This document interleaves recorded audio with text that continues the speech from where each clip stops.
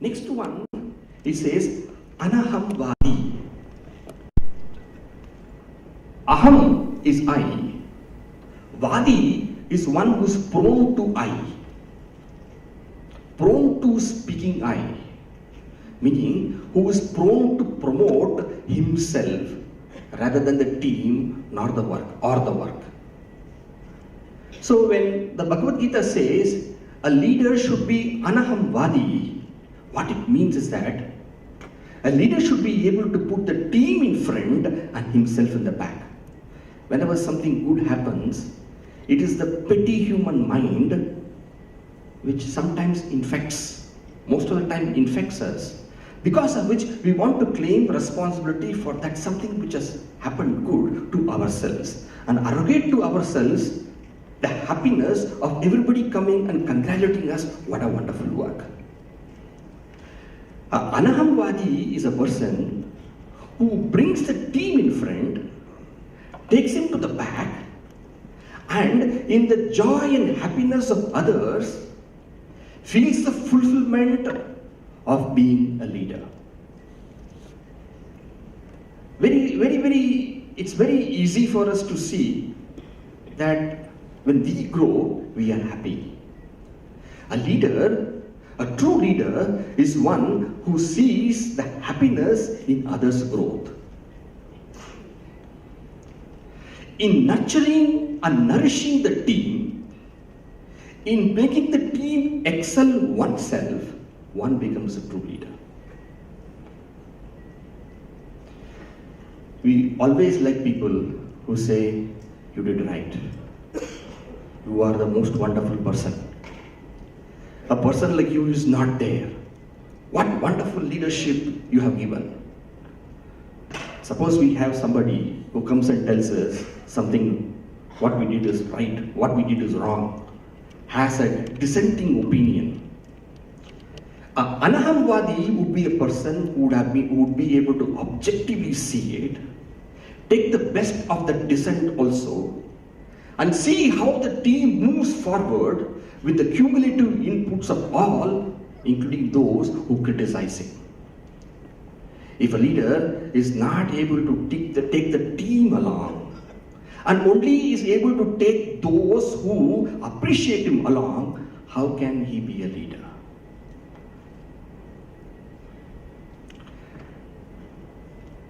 Whenever we put I and my in front, immediately the work takes a back seat. I remember a beautiful anecdote. One of the secretaries of a Chinmaya Mission Center, he wrote a letter of resignation to Gurudev Swami Chinmayanand.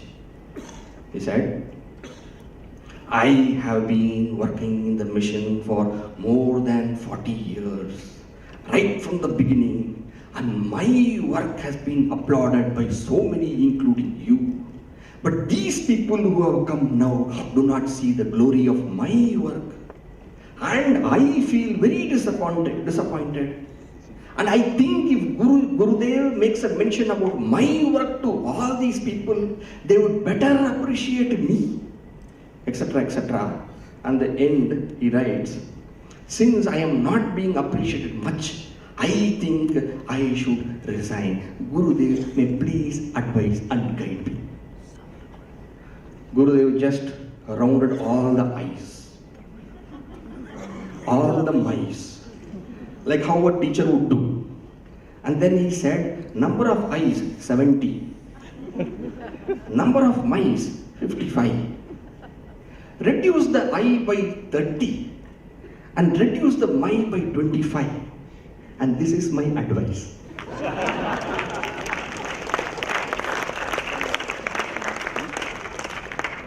No leader can be a leader if his I is very strong. Then what is the meaning of I for a leader? The I for the leader is the team. Is a team. An individual, when he becomes a team, he is called a leader. Individual, when he becomes a team, he is called a leader. Walt Disney says something very interesting. out of his own personal experience. Walt Disney, you all know, he created the famous Disney productions which entertained millions of children around the globe. And when it was time for him to retire, he retired, became the chief advisor of the company, and the next CEO took over. And after some time, he asked that CEO, how is everything going on? How was the team? The CEO replied, all is well, except for one guy. What's the matter? You know that guy who sits there with his two legs on the table and his hands on the head leaning on the chair? And whenever I come, he never even gets up, does not acknowledge the presence of me or anybody for that matter. I think we should send him off. He deserves being off from our team. Disney said, you mean that guy? You know, he was responsible for an idea for the company which gave us $100 million. And if I remember well, even at the time when he gave this idea, his legs were in the same position and his head was in the same position. A leader is somebody who can see the best in all. The worst in all stands evident. The best in all is hidden. And he is a leader who brings the hidden talents of all and brings it out. Chanakya says very beautifully, Nasti aksharam amantram. It's easy, you can understand. There is no syllable which cannot be a mantra. Nasti moolam anaushadam. There is no root which cannot be converted into a medicine. Nasti ayogya purusha. There's no person who is perfectly useless. What's difficult? Yojakas tatra durlabha. The one who can bring out, empower, and bring them for a common good. Such a person is rare. Anahamvadi, free of I and mine. Then the third value which Bhagavan Shri Krishna mentions is Dhriti Utsaha Samanvitaha. He puts them together. Dhriti Utsaha Samanvitaha. He combines them, unlike the rest. Mukta Sangraha separate. Anahamvadi separate. But Dhriti Utsaha Samanvitaha, he brings it together. Dhriti is perseverance. An ability to stay in spite of difficulties. Stay on. Utsaha is enthusiasm. He puts these things together because they are two sides of the same coin. When there is enthusiasm, there is perseverance. And when there is perseverance, you conquer the small difficulties and you become more and more enthusiastic. And therefore, enthusiasm and perseverance go together. What is the secret of enthusiasm? What is the secret of perseverance? It is something we need to look into ourselves. Human beings are wired in a particular way that they become weak when they become self-focused. All of us have got enormous strength. But the moment that strength is used for only for ourselves, we become weak. We become powerless to a great extent. I'll give an example. The dog she has some, you see dog, okay, let's say the dog.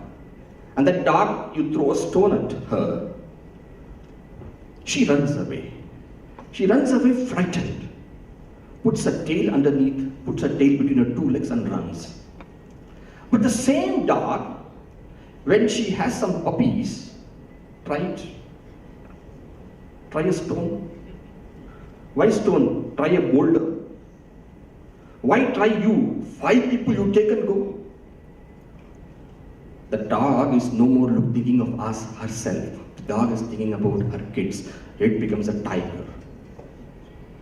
The same Mohandas who had no courage to stand in front of the judge and present his argument and sat down shivering.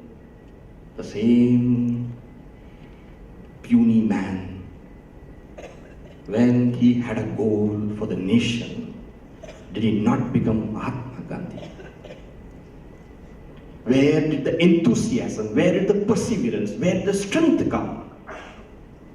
Because his goal changed from himself to the totality. A leader has a vision for the totality. He's inspired about the great good which can come to the totality. And then he derives his strength from that, because the human beings are wired that way. Dhriti Utsaha Samanvita. Right? Now please remember, Sri Krishna, the whole gamut of virtues for a leader is distilling for us the most important. Mukta Sangaha, free of attachment. Anahamvadi, not prone to putting the self in front. Dhriti Utsaha Samanvitaha, inspiration and perseverance. The last value he gives, Siddhya Siddhyor Nirvikara. Nirvikara, not perturbed. Nirvikara, mind not perturbed. Siddhi, success, accomplishment. Asiddhi, failure, pain.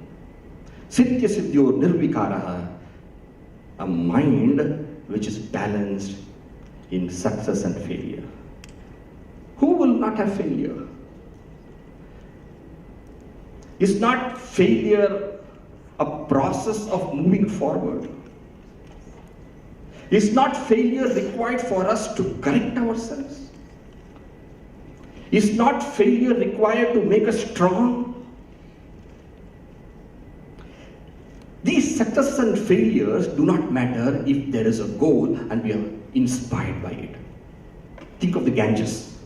The Ganges has already chosen its goal, the ocean. And then it moves. And it moves, that's it. The goal is chosen, it moves. The small rock, it just pushes it, smoothens it.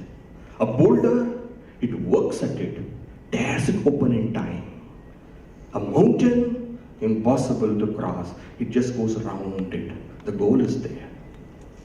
And a cliff, what to do? It just becomes a beautiful waterfall, still goes.